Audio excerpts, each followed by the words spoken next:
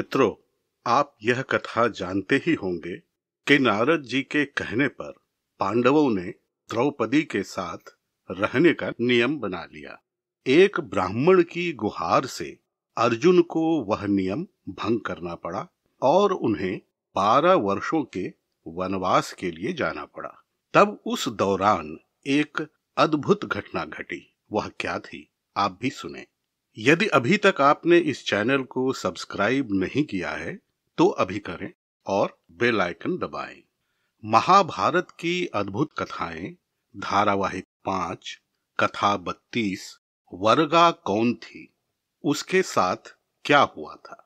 नागकन्या उलूपी से मिलने के बाद अर्जुन पूर्व की ओर चल पड़े और मणिपुर पहुंचे।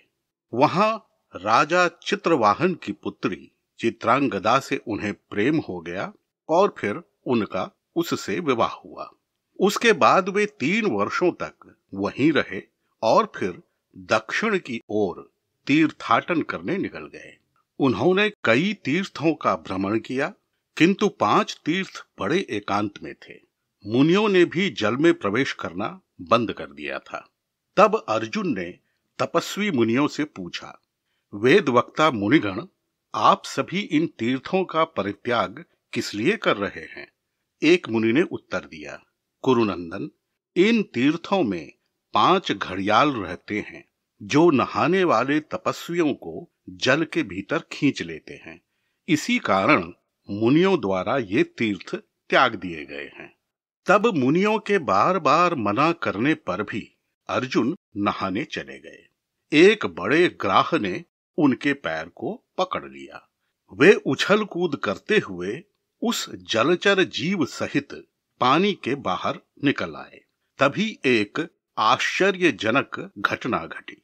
वह ग्राह पानी से बाहर आते ही अपने आभूषणों सहित एक परम सुंदरी नारी में परिणत हो गया।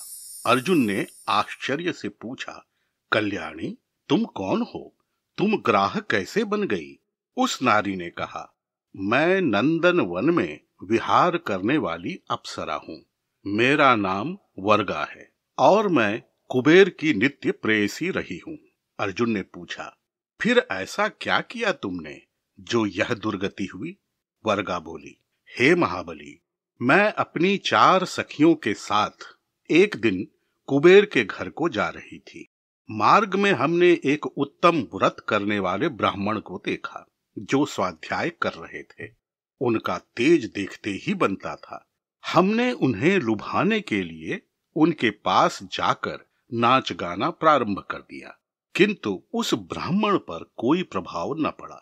हमारे इस व्यवहार से दुखी होकर उन्होंने हमें शाप देते हुए कहा, तुम लोगों की इस उद्दंडता के कारण मैं तुम्हें शाप देता हूं कि तुम लोग ग्राह बनकर 100 वर्षों तक पानी में रहोगी। तब हम उन्हीं की शरण में चले गए और क्षमा मांगी, किंतु उन्होंने कहा, मेरी बात झूठी नहीं हो सकती, किंतु जब कोई श्रेष्ठ मानव तुम्हें जल के बाहर निकाल देगा तब तुम अपने स्वरूप में वापस लौट आओगी। हम सभी दुखी मन से छुप छुप कर रहने लगी और उस मानव की प्रतीक्षा करने लगी जिनसे हमारा शाप दूर होने वाला था। तभी सहसा हमें नारद जी दिखाई दिए। हमने उन्हें सब कुछ बता दिया।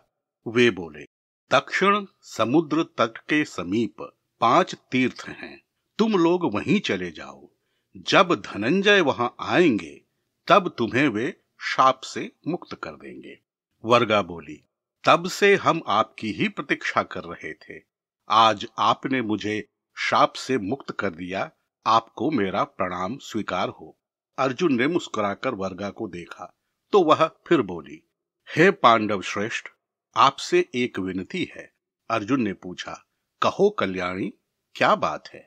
वर्गा बोली, आपने मुझे तो शाप मुक्त कर दिया, उसी प्रकार मेरी 4 सखियों को भी शाप मुक्त कर दें, आपका कल्याण हो।